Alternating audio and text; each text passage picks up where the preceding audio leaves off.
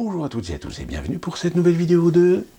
Alors aujourd'hui nous sommes le lundi 13 avril. Et il y a de cela quelques dizaines de minutes a eu lieu la fameuse allocution d'Emmanuel Macron pour avertir les Français qu'ils vont devoir rester en confinement jusqu'au 11 mai. Sauf que il annonce qu'à partir du 11 mai, probablement on commencera à ouvrir les crèches, les écoles, que les examens de fin d'année, qui se déroulent en règle générale à partir sur le mois de juin, devraient pouvoir avoir lieu, et que, en gros, le déconfinement pourra commencer à évoluer. Ils réfléchissent, ils vont établir une sorte de calendrier, on va dire, donc à partir de cette date du 11 mai. Je ne sais pas si les Français ont bien compris le mensonge, ou petit mensonge pour rassurer, comme disent les gens sur BFM, pour justifier les mensonges d'État. Parce que le problème, c'est que Macron n'ose pas dire, il n'a pas les couilles de dire aux Français que tant que la France n'a pas atteint son pic de l'épidémie, eh bien, on ne peut pas établir une date de retour à la normale, de retour d'un déconfinement. Ce qui veut dire quoi ? Ce qui veut dire que si, fin avril, on a toujours une évolution de l'épidémie et qu'on n'a pas atteint le pic, eh bien le 11 mai va se prolonger jusqu'à fin mai. Et si au mois de mai, on n'a toujours pas atteint, je dirais, le pic, eh bien ça va pousser au mois de juin. Enfin, bon bref. Tout ça pour dire, c'est que dans ce discours, encore une fois de plus, je pense qu'il a pris vraiment les Français pour des cons. Il les a pris pour des cons à plusieurs titres. La première, c'est que essayer de rassurer les Français en disant qu'on va peut-être commencer un déconfinement à partir du 11 mai, c'est irresponsable. Parce que c'est prendre conscience que les Français, peut-être ça va commencer un petit peu à monter en température, qu'il va y avoir des endroits où le confinement est compliqué, difficile, surtout dans les grands ensembles d'habitations collectives. Donc forcément, là, il y a une situation qui va risquer d'empirer. Et pour laquelle, d'ailleurs, le gouvernement ne va pas avoir les moyens de asseoir une autorité et la sécurité de nos concitoyens. Donc déjà, ça va encore envenimer la situation. Deuxièmement, il parle de fermer les frontières. Mais attention, pas les frontières en France, les frontières de l'Europe. Donc ça veut dire que, à la limite, les pays qui sont frontaliers de cette Union européenne, démerdez-vous. Il parle de peut-être repenser le modèle économique. Il parle de peut-être réindustrialiser, sans le dire vraiment. Mais pas pour la France. Avec l'Europe. Le dogme de l'Union européenne a toujours... on voit bien que l'Europe, oui, est dans les coulisses. Il ne lâche rien sur l'Europe. Je dirais même plus que dans son discours, on peut très bien comprendre qu'encore une fois de plus, il a cette ambition maladive de vouloir reprendre le leadership européen. C'est son ambition, c'est son objectif. Le problème, c'est que si vous avez vu la vidéo de François Asselineau qui vous explique comment l'aide européenne économique va se construire, ça parle évidemment de ce dont d'ailleurs j'avais déjà parlé dans le blog en 2012-2013, c'est le fameux MES, le mécanisme européen de solidarité, qui a consisté à l'ensemble des pays européens de filer des milliards et des milliards d'euros pour justement créer une cagnotte pour aider l'économie des pays en cas d'une nouvelle crise financière comme ça a été le cas en 2008, et c'est d'ailleurs à cause de cette crise de 2008 que le MES a été créé, sauf que ce qu'aucun média ne vous expliquera, c'est que l'argent que la France a donné, alors je crois qu'il y en a pour 120 ou 125, 127 milliards d'euros, eh bien la France va peut-être en récupérer 50 ou 60 milliards, mais avec des taux d'intérêt. Alors, taux d'intérêt faibles, mais des taux d'intérêt quand même. Parce qu'il va falloir rembourser cet argent. Donc c'est plus de dettes. Donc vous voyez, on est dans un cercle infernale, où de toute façon, quand Macron dit qu'il va falloir aider Pierre, Paul, Jacques, etc., mais le problème c'est que financièrement, c'est faire de l'emprunt, donc de l'emprunt pour faire de la dette qui va se reposer sur la tête de chacun d'entre vous. Je fais référence à ma dernière vidéo où je vous explique ça. Et en gros, eh bien, encore une fois de plus, on a un Macron qui chie dans son froc. Qui chie dans son froc parce que, eh bien, il suffit tout simplement de naviguer dans les réseaux sociaux, que ce soit Facebook, que ce soit Twitter, que ce soit Instagram, etc. Moi, je peux vous dire qu'on sent véritablement la colère. Mais la colère, elle est aussi accompagnée de conflits. C'est-à-dire que il y a des règlements de compte idéologiques qui sont en train de s'opérer sur les réseaux sociaux. Vous avez des gens qui essayent de protéger pas seulement l'idéologie macronienne, mais aussi d'éviter le défaitisme, d'éviter les choses négatives. C'est-à-dire qu'on sent qu'il y a des gens qui deviennent hargneux parce qu'ils veulent absolument préserver leur croyance sur une reprise de leur petite vie d'avant, sur une reprise économique du pays. On sent aussi qu'il y a des règlements de compte sociales, sur les catégories sociales. On commence à voir des insultes de fascistes, de bouseux, d'ignorants, de nazis aussi, ça commence à fleurir un petit peu partout. Clairement, aujourd'hui, vous avez des gens qui, sur Internet, expliquent les choses clairement, et parfois avec bon sens. Alors certains le démontrent avec des documents, des PDF, d'autres font des analyses tout à fait pertinentes et logiques. Mais ces gens-là, aujourd'hui, sont décriés, ils sont montrés du doigt comme le diable, parce que ne faisant pas en sorte d'améliorer ou d'essayer de laisser ce que finalement Macron a fait dans son discours, c'est l'espoir, c'est-à-dire donner de l'espoir. Sauf que le problème, c'est ce qu'il donne, ce n'est pas de l'espoir, c'est du faux espoir. Parce que malheureusement, on sait pertinemment qu'il y a des gens aujourd'hui qui se voilent la face, qui se cachent derrière des faux semblants, qui se cachent derrière des rideaux de bonne volonté, de bien-pensance, pour croire que les choses vont reprendre, vont repartir, vont aller mieux. Oui, les choses vont repartir, mais pas forcément comme avant.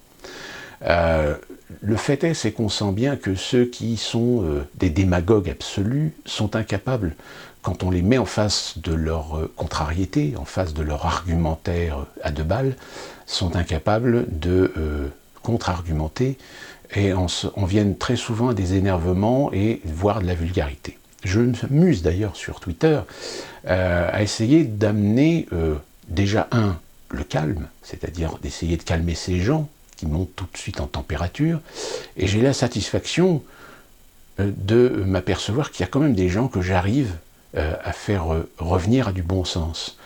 C'est-à-dire tout d'un coup des gens qui montent sur un sujet, sur une thématique, et que finalement on se rend compte qu'ils utilisent des idées préconçues, et que je les amène tout simplement à réfléchir par eux-mêmes, à se dire mais est-ce que vous ne régissez pas finalement par un trop grand émotionnel, alimenté d'un argumentaire qui ne puise finalement sa véracité que dans de la conviction et non pas sur des éléments de fait.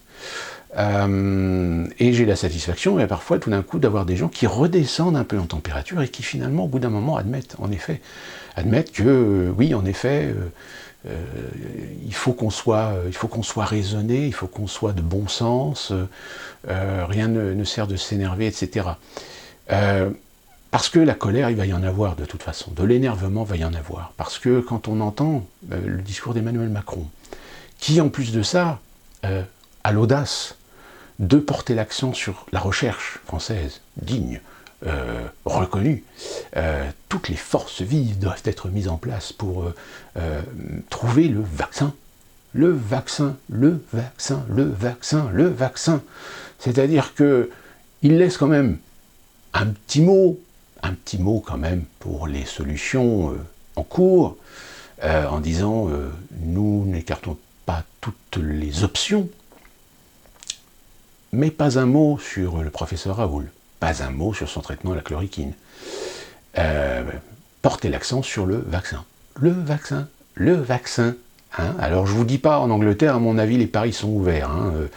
C'est un pays bien connu pour parier sur tout et n'importe quoi, et je pense qu'à mon avis, des paris sur le laboratoire qui va dégoter le brevet magique du vaccin, les paris sont ouverts pour savoir qui va développer ce vaccin. Dites-vous bien que c'est un laboratoire qui aura forcément dans ses supports financiers, dans ses participations financières, certainement des groupes d'investissement en bourse, d'investissement sur les marchés, etc. On pense évidemment à cette société BlackRock qui, en effet, elle aussi a des billes dans un certain nombre de laboratoires, dont le fameux Gilead Sciences, dont j'ai déjà parlé, et auquel était liée Madame Lacombe, dont on a déjà parlé dans une précédente vidéo. Donc voilà, je veux dire, finalement, on n'apprend rien, mais on empire dans la situation, alors que dans quasiment tous les hôpitaux, alors il parle que tous les hôpitaux d'Île-de-France et du Grand Est sont saturés.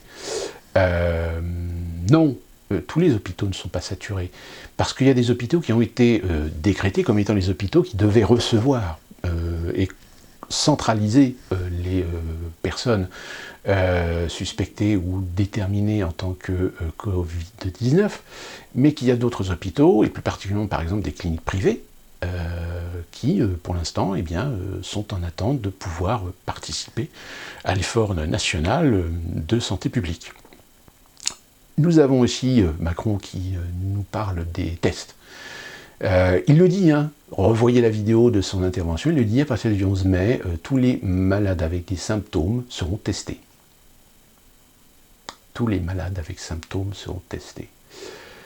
Eh bien, je ne sais pas si ça vous choque, mais moi, j'ai comme l'impression qu'en fait, il essaie de planquer le fait que il n'y a toujours pas autant de tests qu'on aurait besoin d'avoir. L'avantage que l'on dit est de lutter contre le corona, c'est tout simplement de tester tout le monde. C'est de tester un maximum de personnes pour justement écarter les personnes contaminées, les mettre en confinement. Mais lui, qu'est-ce qu'il propose? Il propose de tester des gens qui ont des symptômes. Ce qui est ridicule. Attention, quand on dit des gens qui ont des symptômes, c'est des gens qui vont aux urgences des hôpitaux. D'accord? Qui plus est, même des gens qui sont envoyés par des médecins dans les services urgentistes. Et pas des personnes qui vont chez les urgentistes spontanément. Parce que les gens qui vont chez les urgences spontanément, à mon avis, ils en ont pour des heures et des heures d'attente. Donc ces gens-là, oui, seront rentrés dans les statistiques.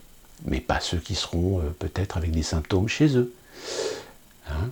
Je suis sûr et certain que beaucoup d'entre vous ont entendu parler d'un ami, d'un oncle, d'un membre de famille, ou des parents d'un ami, etc., qui ont eu des symptômes, qui, selon leur médecin traitant, ont certainement contracté le coronavirus, mais grâce à un traitement préventif pris à temps, ont pu se soigner. Ces gens-là ne sont pas rentrés dans les statistiques, parce qu'ils n'ont pas été consultés, ils ont consulté par téléphone ou par visioconférence, etc., un médecin. Ils se sont automédicamentés.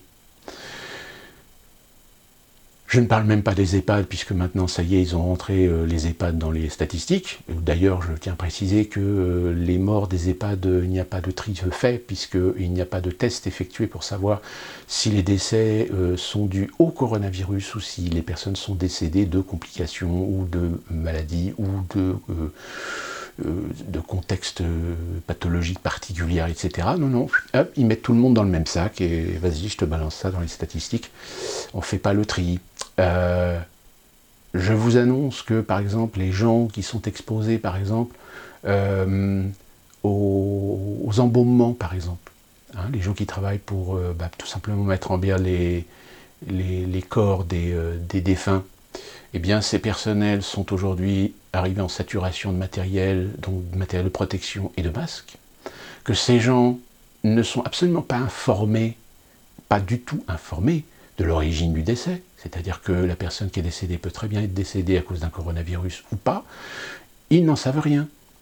Ils ne sont pas du tout informés. Pourquoi? Parce qu'ils ne sont pas assimilés au circuit médical. Ils sont totalement à part. Donc ils n'ont pas de droit d'avoir ces informations-là. Alors que quand même, ce sont des gens qui vont quand même traiter un corps, un corps humain qui peut encore avoir des virus ou des pathologies contaminantes pour leur intégrité physique à tous ces gens-là. Je ne parle même pas des infirmières, avec les blouses, les contre-blouses, les masques, c'est la grosse bataille, chacun se les pique en Europe, etc. Ah, la solidarité européenne, elle est superbe. Elle est magnifique, la solidarité européenne. Donc, enfin, ouais. Je veux dire, à partir du moment où vous prenez conscience de tout ça, vous voyez que tout est en train de partir en vrille, et que justement, ils ont la chiasse. Ils ont la chiasse de commencer le déconfinement parce qu'ils savent pertinemment que les conflits sociaux vont repartir puissance 10. Et d'ailleurs, sur les réseaux sociaux, et plus particulièrement sur Twitter, on a déjà des trolls qui s'amusent à commencer à faire culpabiliser d'avance les gens qui pourraient éventuellement aller dans la rue pour contester contre le gouvernement. J'ai plusieurs reprises expliqué mon point de vue sur la question. Je pense qu'aujourd'hui, le gouvernement et Emmanuel Macron sont des gens qui feront tout pour garder le pouvoir et continuer le calendrier qui leur a été imposé par l'Union européenne et par l'ensemble des acteurs économiques, c'est-à-dire la destruction des services publics, destruction du service de santé, destruction de l'éducation nationale, destruction en partie de tout le système de sécurité, c'est-à-dire police, gendarmerie, pour déléguer un certain nombre de tâches à des organismes privés. L'ADP, aéroport de Paris, je vous rappelle que la fameuse pétition pour le référendum n'a pas du tout atteint ses objectifs, donc du coup l'ADP devra être privatisée, logique. Donc voilà, je veux dire, les plans continueront, et la retraite, j'en parle même pas, parce que de toute façon, ça y est, c'est fini, ça va être signé, ça va être annoncé au journal officiel, et basta. À moins qu'il y ait encore quelques entraves dans ce domaine, mais de toute façon, ce gouvernement et ce président sont là, au pouvoir, pour un boulot, et ils vont le faire, quelles que soient les circonstances. S'ils ont la capacité, la possibilité de vous chier dessus, ils vous chieront dessus. S'ils ont la possibilité, la capacité de conserver cette suppression de certaines libertés fondamentales qu'ils ont appliquées avec le fameux état d'urgence sanitaire, ils le feront. Et d'ailleurs, je pense qu'ils le feront, puisqu'ils ne lèveront pas l'état d'urgence sanitaire, pas avant, à mon avis, le mois de septembre.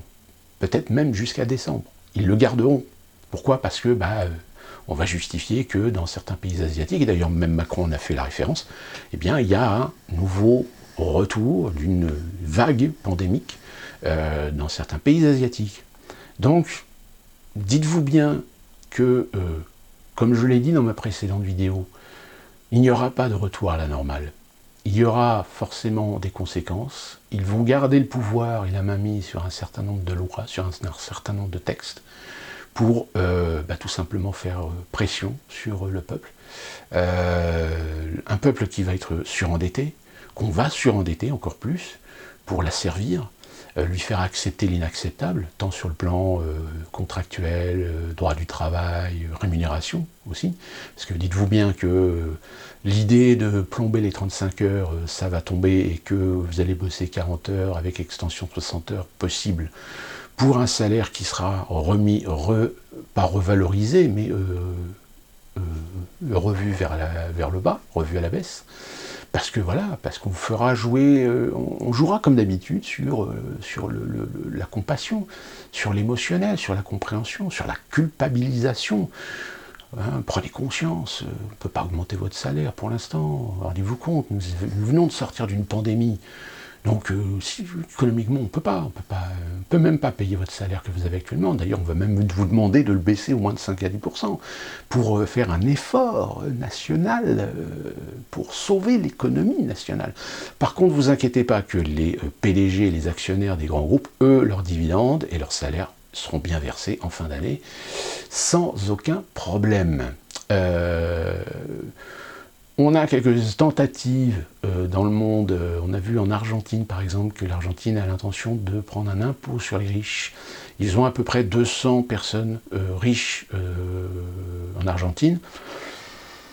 C'est pas franchement une bonne solution, dans le sens où moi, si je vis dans un pays, que je suis riche et qu'on veut me taxer, qu'est-ce que je fais? Je fais comme beaucoup de gens, c'est-à-dire que je me casse, je vis dans un autre pays, je vis dans un paradis fiscal. Oui, c'est une liberté hein, aussi. Je dirais à un moment, la solidarité c'est une chose, mais la philanthropie en est une autre. Je ne dis pas qu'il n'y a pas des riches qui sont philanthropes, je ne dis pas qu'il y a des riches qui participent, contribuent à l'effort national, il y en a, certainement, et d'ailleurs ceux-là... je pense qu'on peut les honorer et les respecter, mais c'est pas cela dont on parle souvent à la télévision. On préfère parler de l'action de certains quand une cathédrale flambe, qui ont le moyen de sortir des centaines et des centaines de millions. Par contre, quand il s'agit d'essayer de faire un effort national pour aider les services de santé, avoir des masques, avoir des blouses, etc., on ne peut pas franchement dire que ça se bouscule au portillon pour aider. Si tant est d'ailleurs que malheureusement les filières sont aussi prises d'assaut. Je ne parlerai même pas des Américains qui ont mis quasiment des vétos sur un certain nombre de sociétés pour leur fournir ce dont ils ont besoin en priorité, que si jamais ils ont des contrats ou des demandes faites par d'autres pays, eh bien ils doivent les refuser. C'est l'exemple par exemple de cette filiale française qu'il y a aux États-Unis qui fabrique je ne sais plus quoi, je crois que c'est des tests. Et cette société a reçu une commande importante des services de santé américains avec cette garantie que tout ce que la société produira, c'est pour le marché américain et pour personne d'autre. C'est-à-dire que c'est une société française qui n'aura pas le droit de fabriquer pour la France. Voilà, c'est comme ça, c'est la loi du marché. Pour ce qui concerne les États-Unis, qu'est-ce que vous voulez que je vous dise, avec un Trump qui est de plus en plus complètement dépassé, qui nous sort une connerie tous les jours, avec des petits conflits encore d'ego et de pouvoir sur, on peut dire oui, sur le dos des morts américains, et plus particulièrement dans les grandes agglomérations, dont New York par exemple. Sachez une chose, pour le comble du cynisme, je connais quelqu'un qui travaille comme infirmière dans un hôpital à New York. Sachez qu'elle nous a appris que la semaine dernière, il était question qu'une partie du personnel soit licenciée par ces hôpitaux qui appartiennent à des sociétés de santé privées, donc le chiffre, toujours le chiffre, alors que voilà, ils sont en pleine crise pandémique, etc. Sauf que ces fameux hôpitaux qui appartiennent à des sociétés de santé privées, eux par contre ne sont pas sollicités parce que forcément ils présentent toujours la facture à l'État fédéral. Donc l'État fédéral concentre en fait ses moyens sur ces hôpitaux publics ou sur les hôpitaux qui ont des accords avec l'État fédéral, mais il y a plein d'autres hôpitaux qui pour l'instant sont vides. C'est ces fameux hôpitaux qu'on voit d'ailleurs dans des vidéos qui sont montrées sur internet pour faire démontrer qu'il y a une manipulation, que c'est pas vrai, il n'y a pas d'hôpitaux débordés, qu'il n'y a pas de morts, etc. parce qu'ils vont filmer des hôpitaux vides. Ben oui, mais c'est des hôpitaux qui ne sont pas pris dans le réseau parce que c'est des hôpitaux qui n'ont pas signé d'accord avec l'État fédéral pour la facturation. Donc ces hôpitaux sont vides. Alors qu'ils pourraient servir, l'État fédéral pourrait très bien les saisir, par exemple, les réquisitionner. Mais non, parce que nous sommes dans un pays ultralibéral et que toute réquisition faite par l'État, sauf dans les cas extrêmes, n'est pas une nécessité dans l'absolu.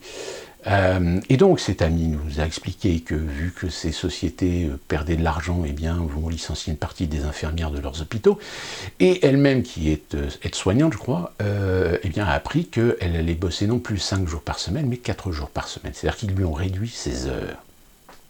Voilà où est-ce qu'on en est dans le système capitaliste américain. Alors, soyons clairs, je pense que les médias américains ne se vanteront pas de tous ces Américains qui sont en train de crever chez eux, crever du coronavirus, qui ne rentreront pas dans les statistiques, parce qu'ils ne se seront pas déclarés.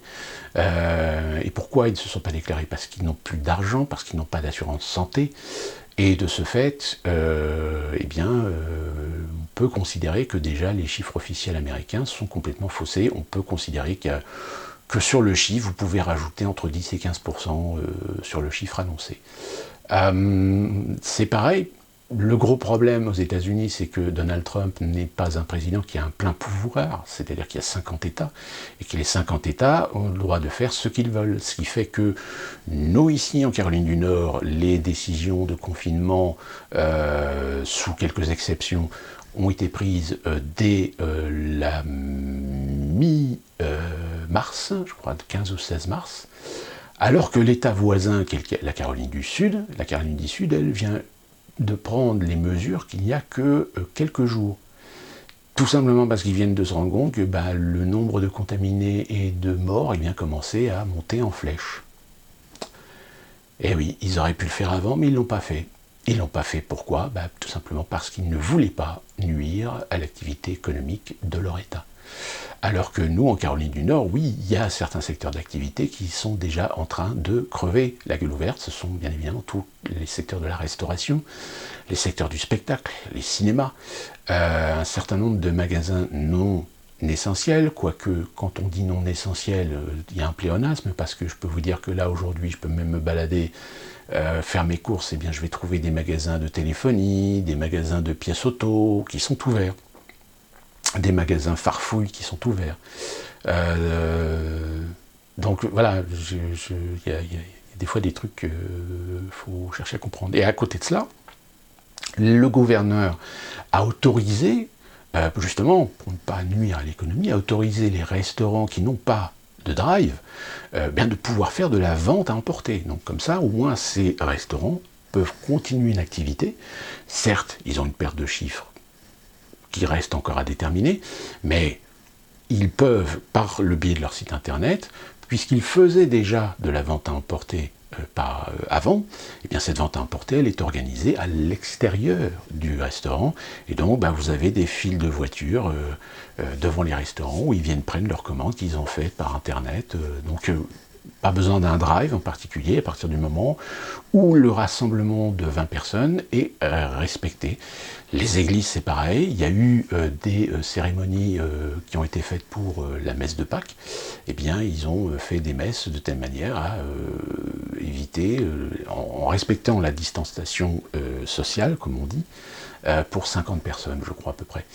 Donc voilà, c'est ici aux États-Unis, mais pareil, aux États-Unis, on est encore très loin du pic, et les conséquences économiques commencent à se faire de plus en plus pressantes, à tel point que ici aux États-Unis, et je pense que de toute façon, ne vous inquiétez pas, les grands groupes financiers, les grands groupes industriels, de la grande distribution, etc. en France, feront certainement la même chose. C'est qu'ici aux États-Unis, tous les gros groupes, toutes les grandes pontes de la finance, etc., attendent en fait la fin de la pandémie pour réclamer un chèque en blanc à la Fed.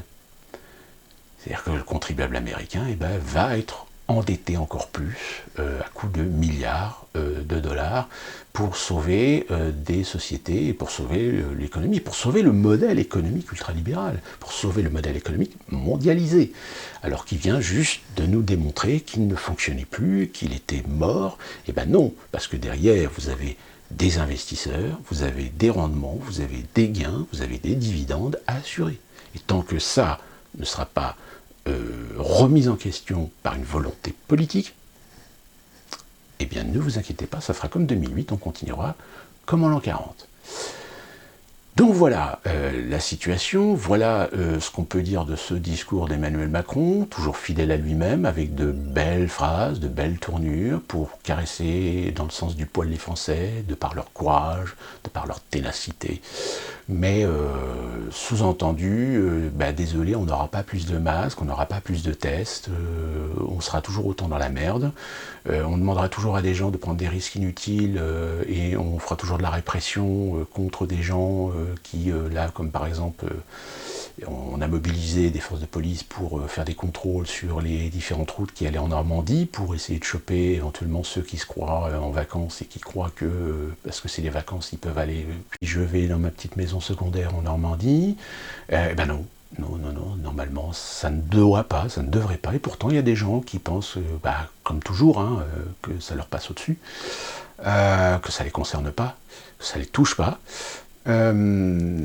Sauf que le problème, c'est que oui, on est toujours confronté à ce problème du manque d'équité, c'est-à-dire que d'un côté, on fait de la répression sur des pauvres gens, sur des pauvres personnes âgées qui ne comprennent pas forcément l'utilité du papier à remplir, comme cette pauvre petite vieille qui s'est fait arrêter 7 fois, elle n'avait pas d'attestation, eh bien on l'a passée au tribunal et on lui a mis, je ne sais plus, quelques mois fermes de prison. Non mais, où est-ce qu'on va? Où est-ce qu'on va? Et à côté de cela, par contre, dans certaines banlieues, dans certains quartiers de banlieue, hein, parce que j'avais mis dans mon blog, j'ai mis la vidéo de Vincent Lapierre qui fait un petit tour dans le 9-3 et qui montre qu'il n'y a pas de souci, il n'y a pas il n'y a pas de défaut de confinement entre guillemets, sauf que le problème c'est qu'il est allé dans le centre-ville de Saint-Denis et puis dans certains quartiers apparemment tôt le matin, donc tôt le matin évidemment la racaille dort le matin. Mais le soir c'est une autre histoire, on a des images de certains quartiers, comme j'ai vu récemment une vidéo sur je ne sais plus quel quartier qui s'appelle à Évreux, où c'est quasiment toutes les motos sont de sortie, voilà, et là pas d'action, pas de contrôle, rien, bah oui, parce que vous comprenez, c'est dangereux déjà qu'à Bruxelles, dans un quartier de Bruxelles apparemment ça a été l'émeute ce week-end parce que un gamin a fait un délit de fuite et manque de bol, il s'est planté contre une bagnole de flic et il est mort. Ça nous rappelle quelque chose, cette histoire, donc évidemment ça justifie de faire des émeutes. Donc voilà, ça va être comique, je pense, ça va monter crescendo. Je pense que sur les réseaux sociaux, on n'a pas fini de s'amuser à voir des guignols qui vont vouloir nous la jouer, leçon de vie, humanisme, solidarité, et tout le team. Je terminerai par cette vidéo de ces artistes qui ont fait une chanson pour récolter des dons, pour aider les infirmières, etc. Sur Twitter, j'ai été très vulgaire et je continuerai à le rester à l'encontre de ces artistes parce que j'estime qu'à un moment donné, il y a une décence à avoir. Alors, tous ceux qui ont participé ne sont pas forcément concernés. Je pense qu'il y en a certains qui l'ont fait avec bon fond, avec honnêteté, etc. Mais voilà, on a envie de leur dire, mais pourquoi vous faites ça maintenant alors que ça fait depuis plus d'1 an que vous avez des gens dans la rue et plus d'1 an que vous avez des gens des services de santé, des infirmières, des médecins, des urgentistes qui pleurent parce qu'on leur réduit leur budget, ils travaillent avec des moyens insuffisants, etc. À qui, dans certaines situations, on a envoyé la police, on les a gazés, on les a matraqués. Eh bien, oui, vous étiez où à ce moment-là? Ils étaient où ces artistes-là? Eh bien, je peux vous dire que sur les vidéos, parce qu'il y a 2-3 vidéos qui circulent sur YouTube, eh ben, je vous invite à lire les commentaires, et quand on lit les commentaires, on se rend compte quand même qu'il y a des Français qui sont pas cons, qui ont bien compris, et qui sauront, eux, en effet, n'oublieront pas. Ils n'oublieront pas ces artistes hypocrites. En plus, il y en a un qui a eu quand même une réflexion assez excellente, qui a dit je trouve indécent que ces artistes fassent des vidéos pour inciter les gens à rester chez eux, alors qu'eux-mêmes se filment dans leur jardin, dans une maison clairement à la campagne. Voilà, je veux dire, c'est se moquer du monde. C'est se moquer du monde. C'est là qu'est malheureusement aussi un des gros problèmes de notre société, c'est la décence. C'est-à-dire à un moment donné se poser la question, se dire, est-ce que je peux me permettre de faire ça? Est-ce que je ne risque pas d'offusquer ou de frustrer des gens? Alors après, il y en a certains qui disent, oui, mais je sais que je suis un privilégié. Eh bien, si tu sais que tu es un privilégié, agis en tant que tel, et ferme ta gueule, arrête de la ramener sur les réseaux sociaux et à la télévision, agis concrètement dans le réel, dans l'économie réelle, dans le solidaire réel, comme le font un certain nombre d'artistes. Un coup de chapeau à ce monsieur que j'ai rencontré une fois et qui est fort sympathique et exactement ce qu'il est et ce qu'il montre quand il est interviewé à la télévision, qui est Yvan Le Bolloc. qui lui assume ses choix et a soutenu les Gilets jaunes dans le sens de soutenir un mouvement et une colère sociale contre le gouvernement. Alors il y en a des artistes comme ça, mais évidemment ceux-là on les voit pas, on les voit pas à la télé, non. On préfère simplement regarder Hanouna et toute sa clique, essayer de nous donner des leçons, essayer d'éduquer les gens à des choses qui, à mon sens, eux aussi le paieront. Ils le paieront un jour ou l'autre, parce que quand les gens vont se réveiller, quand les gens vont se rendre compte que ça fait depuis des semaines, des mois, qu'on se fout de leur gueule, que depuis longtemps on savait que le coronavirus allait pas être une petite grippette comme certains l'ont dit, et que quand on va nous pondre un vaccin et que les gens vont commencer à se poser les bonnes questions, se dire ok le vaccin, mais pourquoi on oblige les gens à se vacciner? Parce qu'on va obliger les gens à se vacciner. Monsieur Bill Gates l'a dit. Même M. Bill Gates, il a même dit qu'il fallait pucer les gens qui avaient été vaccinés pour pouvoir justement mieux gérer la vaccination globale. Et de ce fait, il y a un moment donné, les gens vont quand même se poser la question, du ok, mais le vaccin, comparativement à ce que le professeur Raoult a mis au point, ça coûte combien? C'est qui le labo qui a le brevet de ce vaccin? Qui est derrière ce labo? Quel groupe financier va voir ses actions grimper en flèche et servir des dividendes à coups de milliards, même peut-être à ses actionnaires? Eh bien, ça, le jour où les gens se poseront la question, je pense qu'à mon avis, il y en a plus d'un qui va chier dans son froc. Voilà.